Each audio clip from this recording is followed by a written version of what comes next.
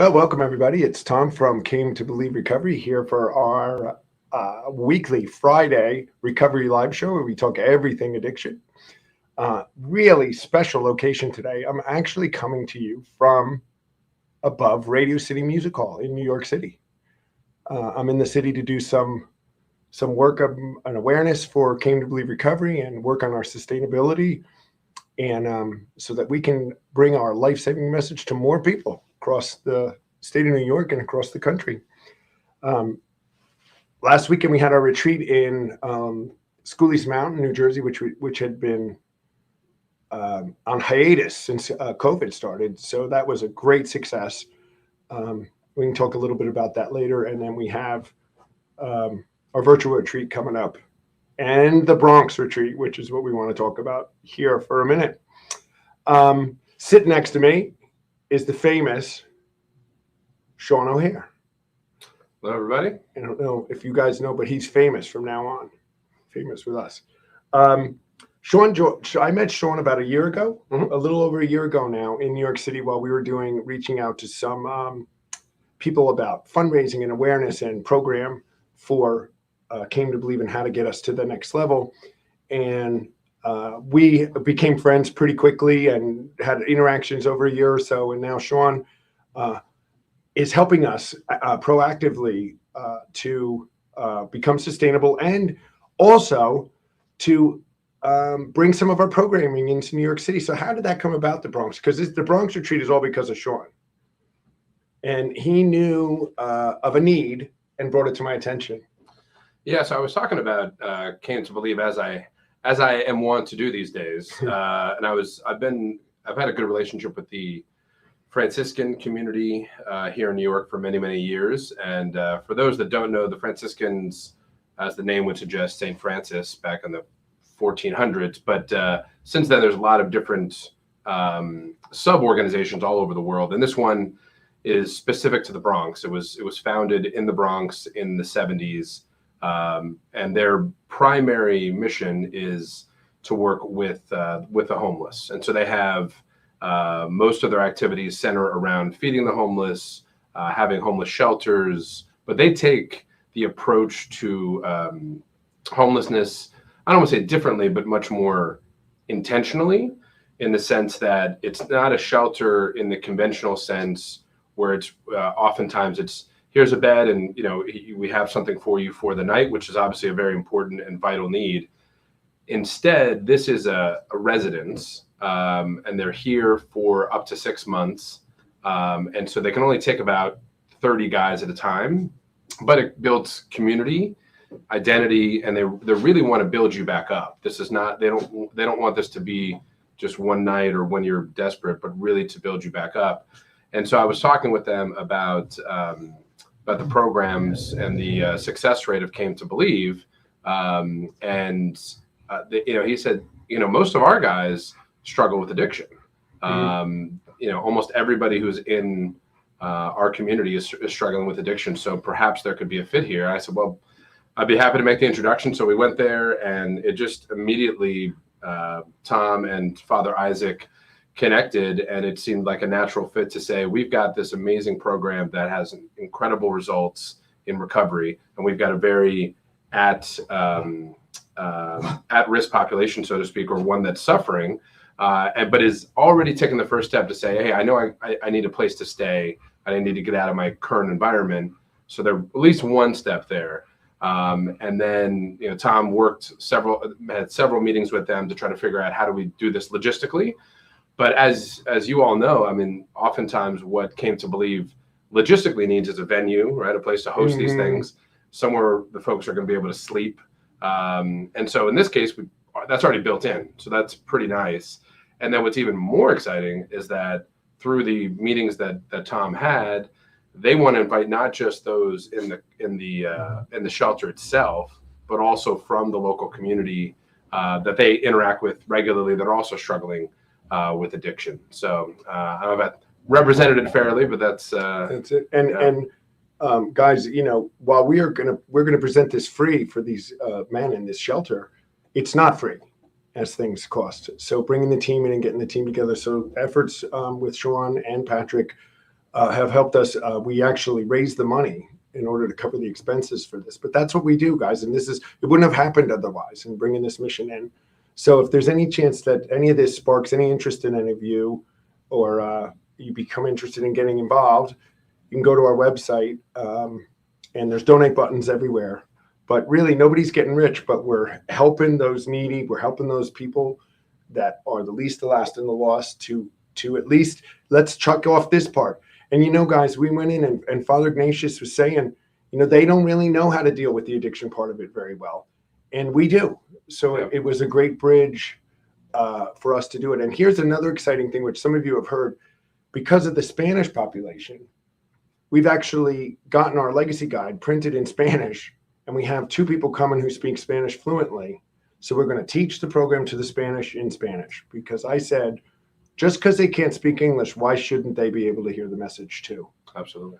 So that's going on 11th through the 13th of November here in New York City. It's very exciting because it's a chapter for us moving into New York City and to show how we can help just as the front line as we can.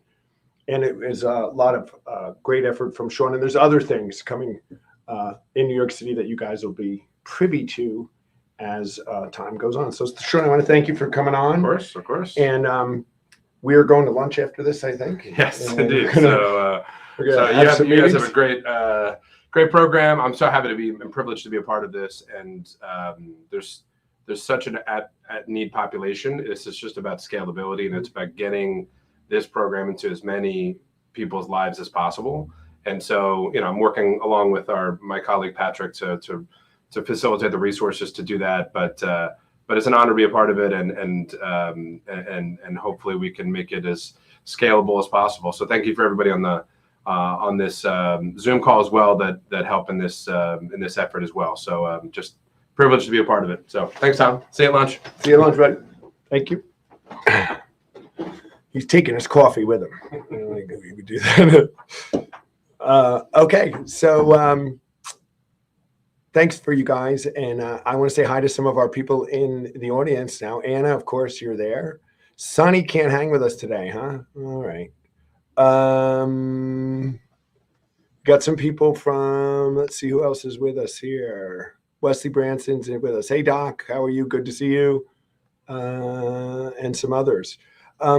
So after that little prelude about what we're doing here in New York City, just so excited about it, guys. I went and had dinner with the guys. I think I was telling you guys about it last week. The need is just so great. And they were so hungry to hear something and a message that maybe something could happen and happen quickly. Because I think that's what we find a lot of people who are coming into programs of addiction are faced with long roads to hoe. And that does not have to be the case, as we see all time and time again in retreats and our programs all across the country and the world, that it can happen quickly to get you jump started on a life of living in the go, commencing a way of living that has you free from the addiction and then just growing as a person. So today we have a special guest today, and our subject today is it's in the family addiction category, and it's specifically about parents dealing with teens and children. And so we have Casie from Other Parents Like Me organization, who's doing some great work on this. And so I'd like to bring her on now, and she can tell us exactly what we're doing. And we're going to have a great discussion about it. So Casie, it's great to have you on today. Hello, Tom. Thank you very much. Very nice to meet you. So Other Parents Like Me, how did it get started and what's it all about? So an easy way, if anybody wants to search it, is just go to oplm.com. You can search us out. And it started because my son suffered through significant substance use when he was in his teens, and our house became a prison. And we had overdosing, suicide, multiple different types of programs that insurance would pay for. And he went into a long-term program. And that long-term program, I started support groups for them and realized, like, look at the change and the positivity of possible for parents who have kids with such severe struggles just by seeing other parents like them in a Zoom room all shaking their head yes. And I wanted to expand it out. So that's what we do. We have support groups for parents who have kids who are struggling, all different kinds. So it's such a great model. I mean, it very much parallels to what we would do with our programs where we have support. Where as soon as I got in a room with people like me, that wasn't with kids, but just like me, I felt supported and I felt like I was heard and I felt like I wasn't so unique, right? That terminal uniqueness, I'm the only one. So it's very, and it's so important that we would call it fellowship, but that community, let's say, when the parents come together. So, what is it mostly substance abuse that the parents are struggling with when with their teens, or is it other things? It's it's all. So many kids who are struggling with mental health stuff, substances is what they turn to feel better. Some kids, they full blown addiction. Some it's just self medication and they just have no other options in their head. And some have some cut instead. Some have an end up with an eating disorder. All those are kind of addiction kind of things is what I see. So we really welcome everybody. We're rooted in that mental health is kind of the basis and the background, trauma basis in the background for however it comes out sideways for you or your kid. And a lot of times, unfortunately, it's substances. So we welcome everybody in our support. So if anybody too in our audience has a question about a teen or a problem they're having or some question they want to answer, put it in our chat and Cassera will put it up on the screen so we can discuss it in case he can give her best advice on what to do, because it's often a brand new subject for parents who may have had and don't know anything what to do with it, right, and their loved ones. I don't know where to get started with things I want to ask you about because it's so exciting. Go for it. People do all these different methods, so I don't want to go into 9 methods. We'll go one at a time-ish. Sure. I have a family member with a child, and they chose to bail him out every time. Bail him out every time, and just struggle. But eventually, that child did get better. Against some advice that say you've got to make them pay consequences and kick them out and this. And then I have some friends who did kick the kids out and the kids get kicked out and some goes bad and some goes good. And there's all these things that parents hear. And I just don't, how do you start with a parent that comes in and says, oh my gosh, my kid is an addict and they're terrifying our life, prison. What do I do? This is going to seem absolutely 100% counterintuitive to a parent. You have to take care of yourself. That needs to become the number one priority in your life, is to take care of yourself. What I have learned is that as I got stronger and my kid was no longer the identified patient, because literally all 3 of my kids at different times were the identified patient in our house. And I was so wrapped up into them and not okay because they were not okay. And now I have learned through, this has been multiple years of work. It's not a fast job. It's a marathon, the whole thing, that when I take care of myself, my kid starts to be able to take care of themselves because they're no longer having extra shame watching me crumble under their struggles.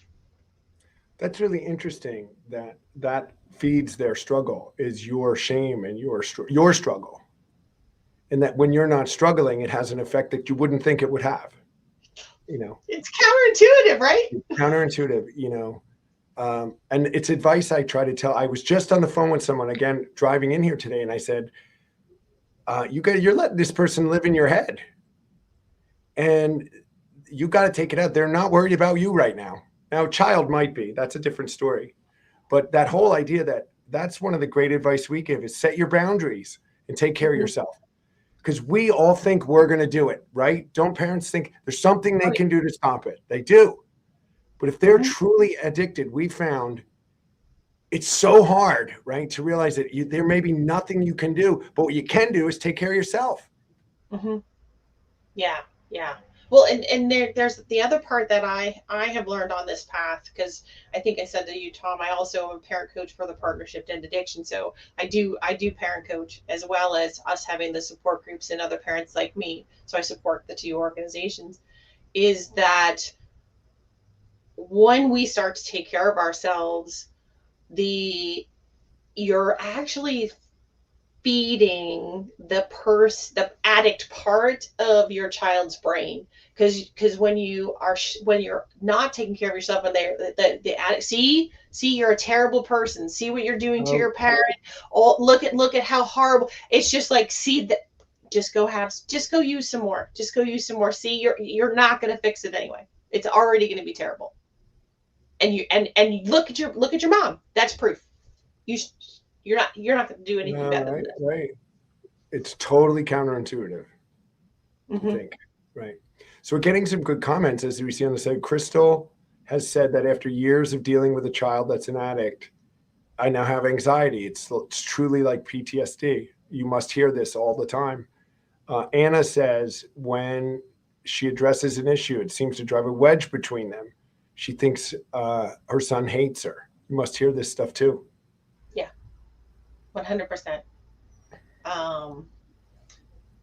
It is PTSD, and my son is home. He's 20, and he still does use some, but he has really tight. I think he has some guardrails, like he can't drive, this kind of thing. But it took a long time for me to be able to be okay with him being in the house and still following the rules around his use.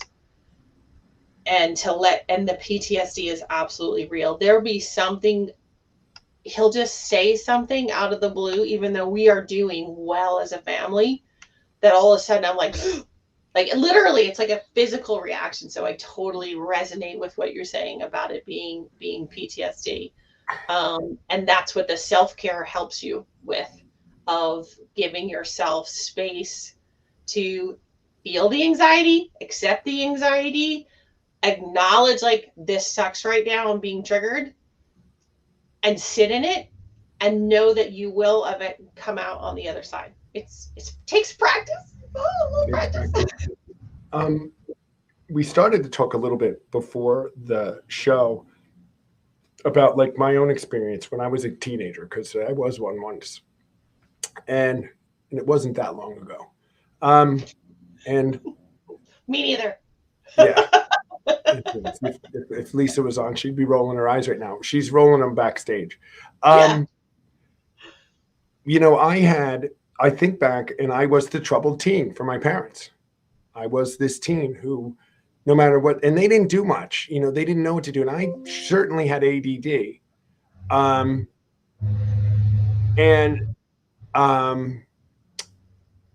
They, in the 70s, they didn't really even know what to do about it.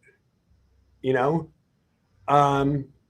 so all those things that come from that, the attention, the need, you're just lazy in school when you weren't lazy, you just can't focus and you can't do this. And it was treated very, very differently.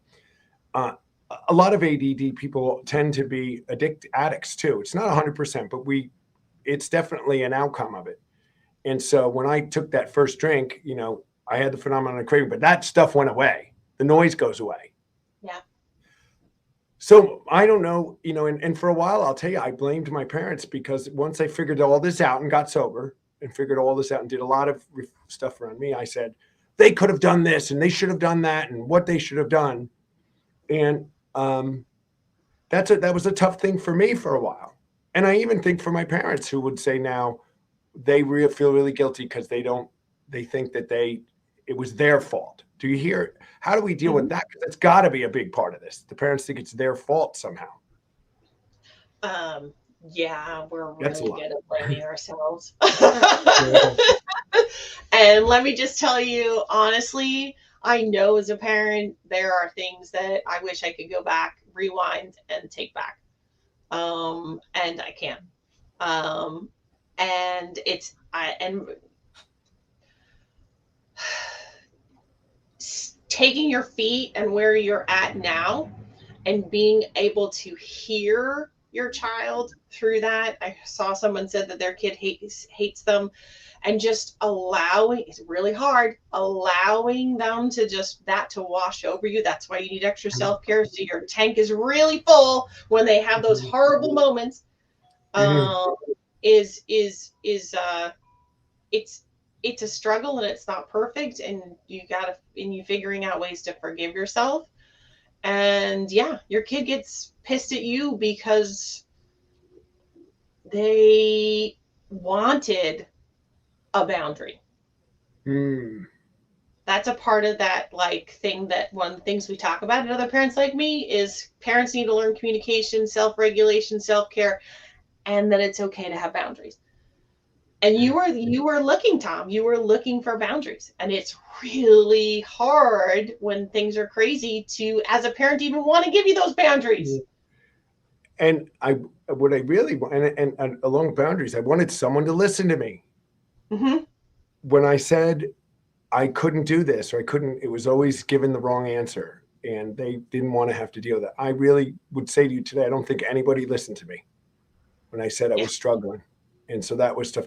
And so a boundary or some attention that would have been appropriate was really good. But yeah. And then I was off and running. And then that was it. So that was me. Let's see what we have in our questions from the school. See, Dolores says the same thing when she had ADHD, dyslexia, and they didn't know it was. Mm-hmm. Oh, look at that. See, oh my gosh, Crystal, I'm so with you. That I did not love my child. I have moments with all three of my children with each of their individual struggles. Two had other ones. One was cutting. I just hated them. I could not stand them. And that was another reason I needed to learn self-care, because it's not them. It's the addict side of the brain that's talking to you. Yeah. And it's nasty. That little kid, that lovely little kid that you birthed, is still in there, but it's really quiet. Yeah. I just lost what I was going to say. God love her. It's, the thing about this disease is if a kid gets muscular dystrophy or cancer or anything, or your child, you feel bad, you feel horrible, they feel horrible, but you don't not love them. You don't feel like it. Like addiction does something different to us. Mm-hmm. It brings us into the disease. We all feel sad, but we aren't personally hurt the same way. And it's just something how addiction crushes families. And it's why we're so, our mission is so focused on being family oriented, Casie. We, any of the parents that are from your organization that are linked in here that are seeing anything that we can do from our side of recovery, if the teen is ready to come in and they want to try the way we, the founders of AA did it back in the 30s quickly, we'd love to talk to you. We'd love to talk to the parents. Everybody's welcome, because we know that it's a family disease, as we're finding out in the comments and from what you're saying. We all have a piece in it. And when they get sober, there's stuff the parents still got to, let's say they do go in to some sort of treatment, right? Right. Now, the parents got to be part of that, right? Yes. And I don't care what age the child is, by the way. I think that the parents need to be a part of, there's healing that needs to happen, that so that you can have some closure around that PTSD. That's why even if they're like 40, 16, 25, the family being a part of the conversation is really important, because like you said, like you were mad at your parents. Right. That's something that your parents could work through, you guys could come together and like navigate that. And then that also takes away some of the reason for you, which you found your own path, like that would take away some of the reason that they would use. Does that make sense? Yeah. And it took a long time actually for me to sweep it all under with my parents, and they didn't even understand. But I cleaned my side of the street and didn't bring it up too much. The whole "you should have done this," because it didn't do any good 40 years later, at 17. So I want to bring another element to the conversation. And so we have another special guest, really special guest. Some of you got to meet in person last week on Schooley's Mountain, New Jersey. But we want to bring Lisa on the show now to join in this conversation. There's Lisa. Hi, Lisa. Hello. So, in talking about, we're kind of specifically other parents like me is really specifically teens and parents, right? Dealing. But we know that, the family is and friends and the whole addict, non-addict interaction and destruction that goes on in the world is across all boundaries. And Lisa has had experience in her life with that affected her with addicts that have come in her life, right, Lisa? Yeah. I mean, my story to getting in the addiction field is a long one, but it started really in my teen years. My two best girlfriends both found themselves addicted to heroin. And somehow I escaped that. I didn't, they never used around me. They kind of separated themselves from me when they started, and shielded me from that. But I lost two of my best friends. They were still alive. I still saw them every day, but I didn't have them in my life anymore. And I didn't know what to do. And as a teenager who was struggling with my own mental health issues, I was lost and I was searching for something and I didn't know where to go. The teachers and guidance counselors knew, but didn't do anything, didn't reach out to me. And I actually had their parents reaching out to me. I didn't know what to tell them. I was 16, 17 years old. So I kind of went into college looking for answers on what I could have done to help them and found that there really wasn't much I could have done. But I struggled. I struggled with guilt and loss, and I grieved those friendships. And thank God they survived and overcame their addictions, and they're both back in my life now. But it was a really hard time. Teens and early 20s while I didn't have them. So Casie, it's a great point. I think that Lisa brings up here is that the teen has a couple relationships, a couple communities, right? They have you guys, the family, and that's just maybe that, authority figure, child figure. And then they have their peers out in the world and they're not fitting in anywhere. Right. So they're trying to fit in. Lisa had her friends and she's trying to figure it out amongst the friends. And then there's also the parent issue. So that's got to play a big part in the teen, their interactions outside the home. Oh, absolutely. And I'm sorry, Lisa, but it is tend to be what parents do. I did the same thing when my son was running away. I looked to his friends to find him and save him, because we're so lost as well. And what I've learned now, like we said, hindsight's 2020. What I've learned now is to give support, and it's not just support for the other families, the other friends that my teen has touched, but to remember that there's other kids in the house, if there's other kids in the house, and that they're still, my youngest was still going to school when my son's stuff was extreme, and Facebook we were looking for him and stuff like that. So I just think it's really important for acknowledgement and to for us to include the teens and the people who are surrounding our child as a part of the support, like to support you too. And I think that's new to be thought about, to include the siblings and include the friends in the support for families. And I hope it gets better. Yeah, me too. I mean, that's one of the things I'm always thinking about is how do I, and I wanted to be through my whole career mesh. Like I was like, maybe I'll be a school counselor so that I can be that support to that kid that needed it.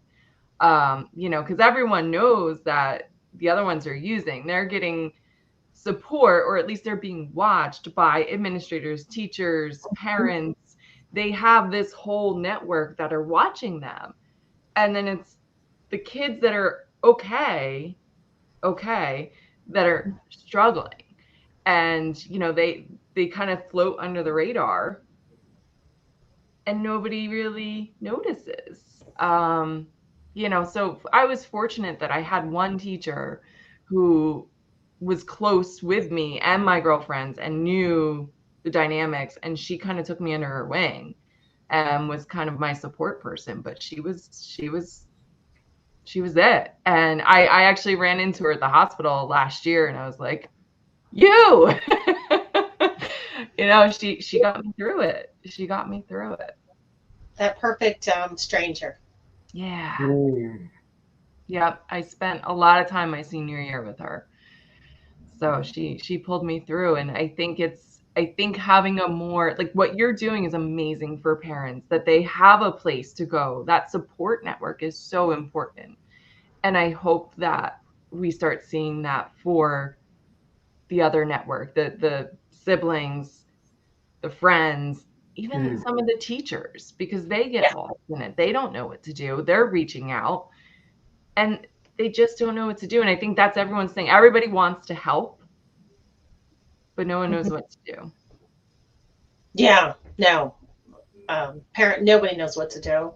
And resources like this, having a place where you can come and you can share in a chat, or going to OPLM and going into support group and being with a group of people, and literally every single person you're telling a story, doesn't matter what the story is, they're all nodding their heads. Right. All of a sudden you're like, oh my God, I'm not alone. Right. Or, Tom, going into your first, I'm going into your first AA meeting, and you're telling your story and everybody's like shaking their heads like, yep, been there. But that's like, oh, isn't that like such an aha moment? It totally is. I wonder, Casie, when you deal with it, sounds like what you deal with is parents who are not addicts, and can't figure it out. We hear so much of the addicts that come through our program that their parents were addicts. Their parents were addicts. So how much of that, how do you deal with it? Do you have parents that come to you and you're kind of giving them like, you better stop first if you want them to stop, or I don't know. Well, let's see. How about full disclosure? I'm a year and a half sober. Oh. And thank you. And my son, I would not have looked at myself. And let me tell you, that took several years past us looking at him. He was the identified patient before I finally looked at myself. And first off, I can't believe I gave my brain power over to substances like I used to. But it's very common. It's very common.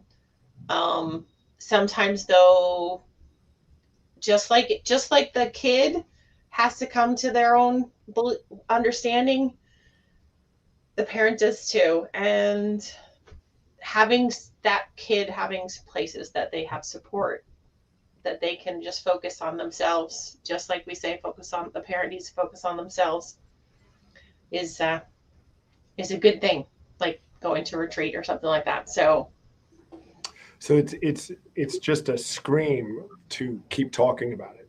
It's a shout to have shows like this and everybody talk about all their things, to say, reach out to us, all of us. It all intertwines. It intertwines. And the upside of this is it does not have to keep going. There's lots of ways out of this. Parents can come to a retreat and get free in a weekend. Maybe they got to do detox and do a rehab. Maybe there's mental health issues. Maybe there's this. But the resources out there to address anybody, we've got to just keep saying it and saying it and saying it again. Again, I hate when people come to me and say, why didn't everybody ever tell me about this? It happened a million times. Yeah. And you know, Casie, we get people, and I'm sure this is parents who in the 5th step process, sometimes they tell their deep, dark secret of the thing they think that they can't ever be forgiven for, or ever let go. And it's things like, I'm a terrible parent, or I ruined my kid. Mm-hmm.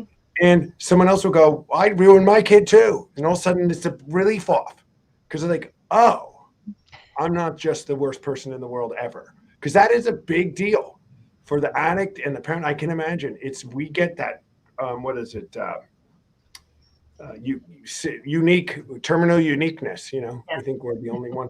And until we get in some sort of community around it, the healing can start though, right then. Yeah, peer-to-peer support, I think, is the strongest way to move the needle, to move yourself forward. For me, therapy, that's what I started working on myself, and that moved my son's needle. For my son, he started to find his way, and I could let go even more, so my new needle moved more, his needle, so we started to move this way and walk alongside of each other instead of like one was pulling the other. Wow. So Casie, you talked about one really practical thing at the beginning, and you said, take care of yourself as one thing a parent can do. Now your meetings are, and I'm doing this to get you to tell us so everybody else can hear, your meetings are online mostly, right? People don't go meet in person. So they can join one of these support groups from anywhere, right? Right. Anywhere in the world. Right. And come in, and it doesn't matter from what they're coming from.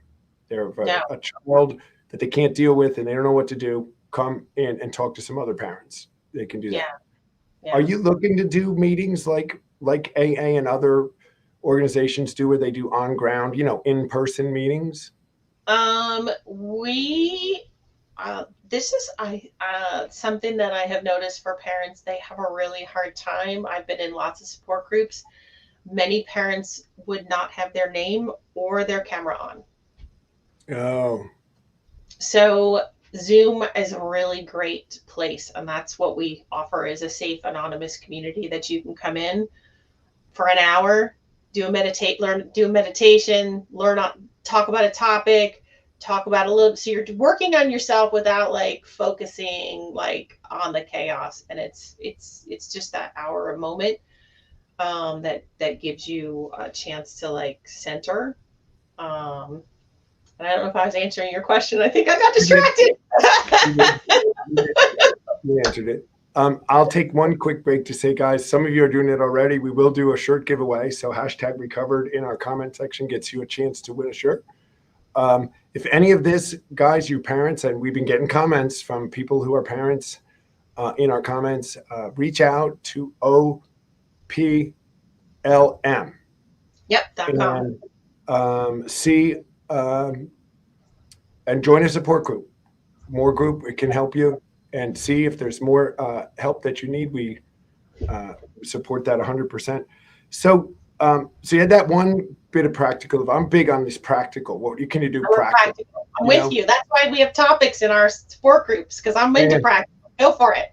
10, 11, and 12 with us is it's practical. Look at your character defect.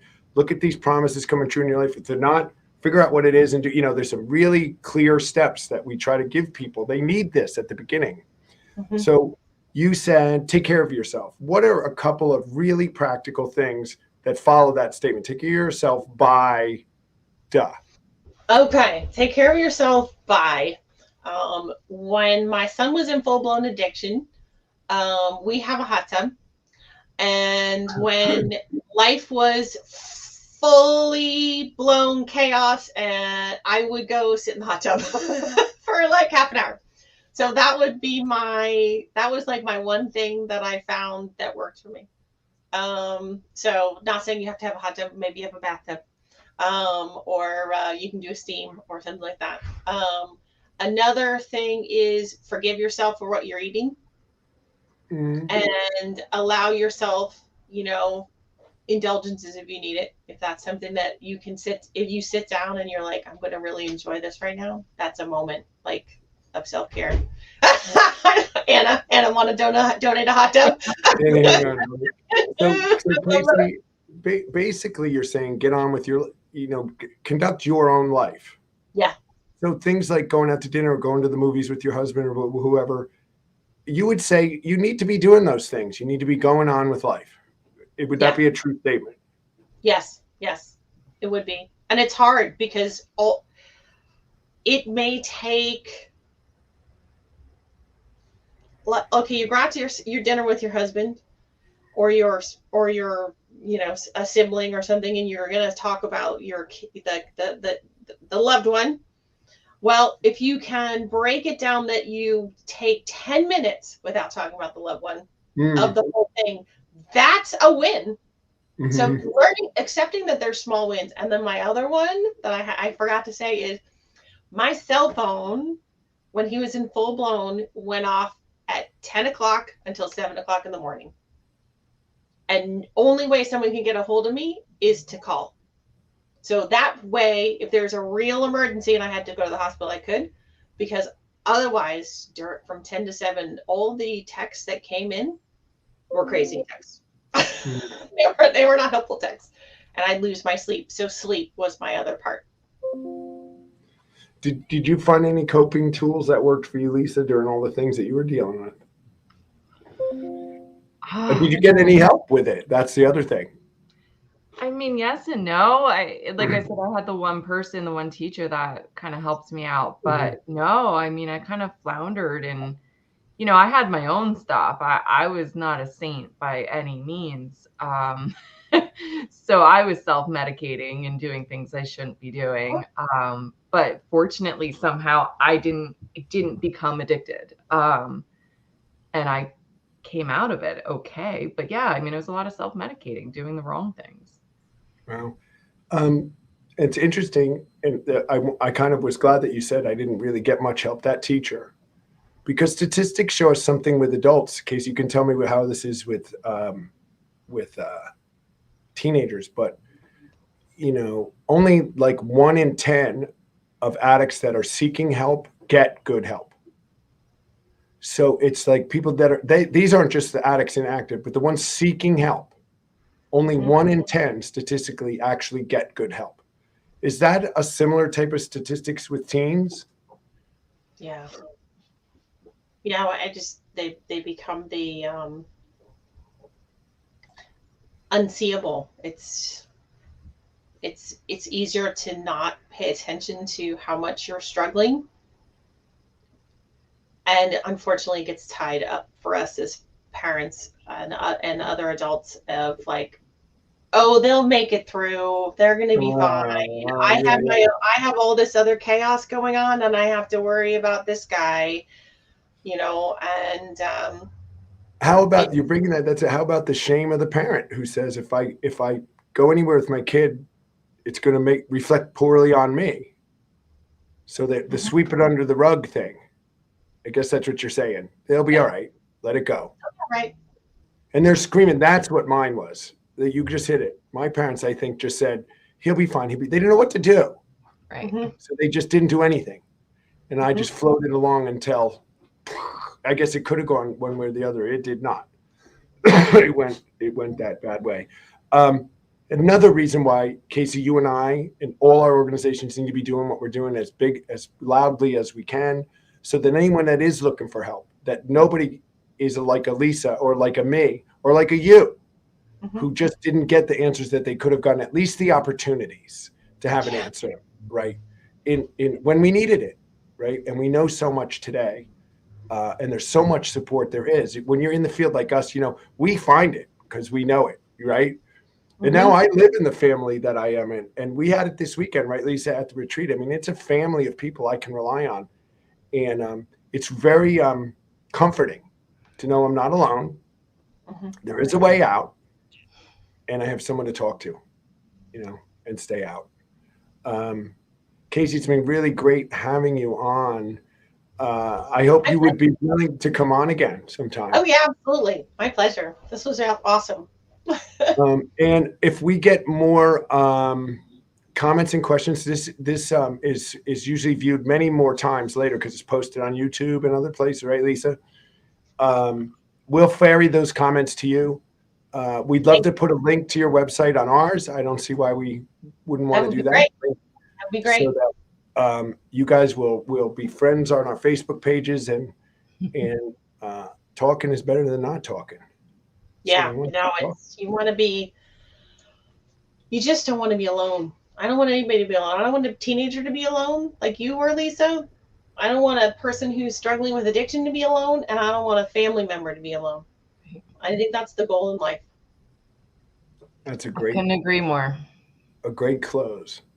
I don't have to be alone. Nobody be alone. All right, very good. Again, thanks, Casie. And you can stay in the back room if you want. We can chat a little bit afterwards. And we'll get ready, Lisa, to do our t-shirt giveaway today and see how many people we have on. I see all those hashtag we covered, I do too. I see Cass in the back room, though. A little concerned. With putting the thing on. Yeah, something about she can't share her screen, it looks like. So technical. This is when we have to play the right. music, right? Right. Yeah, we need to add that to our library of music. That's funny. Doc will be so upset. He's missing his chance to win his 9th shirt, right? I just brought it upstairs. His sweatshirt from last week is going out, and I included something a little extra to hope that maybe we'll see him at the virtual retreat as a volunteer. So, all right, hold on. We have Cass on the other line here. Apparently she can't share her screen anymore. So if she runs it. Can she run it and just tell us who won? Oh, she fixed it. She fixed it. She fixed it. Let's see. There we go. All right. I can't believe there's only 5 people on. Sure. 5 people of all of you. It must be all you guys have them already. Everybody has shirts. We'll wait another minute because if you guys aren't in, for some of you, I see some new. Crystal, I think you're new. Sherry, you're new. If you put hashtag we covered in the comments, you get a chance to win a shirt. So we'll give you a second. It just says hashtag we covered, and you are in the drawing. Christopher Keogh, he's in again. Lisa's in. Yes.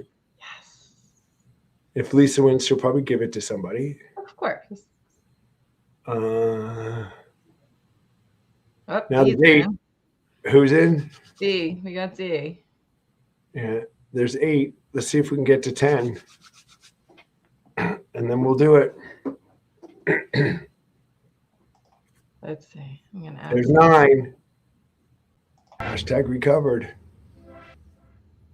New comments. Let's see. Janet. Oh yeah, they're all in. Sherry did. That's good. I love the music. Who's doing the music? That's me. Trying to encourage more entries there. Let's see if we get to 10. 10. Come on, guys. One more person. Let's do it. Yeah.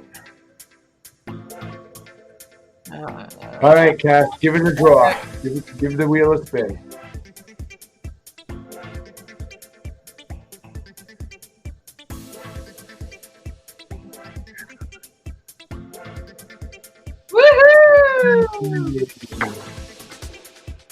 Wesley, send me your size. I think I have your address from Anna, but send me your size and I'll make sure I send you something out. And it was all because of a shirt that Wesley was wearing. That's right. That Sonny is part of our family now. That's right. So very good. He has another one. Put it somewhere. Give it to Sonny. I think she won one too, though. She has, yes. Yeah, she won one. She had everybody.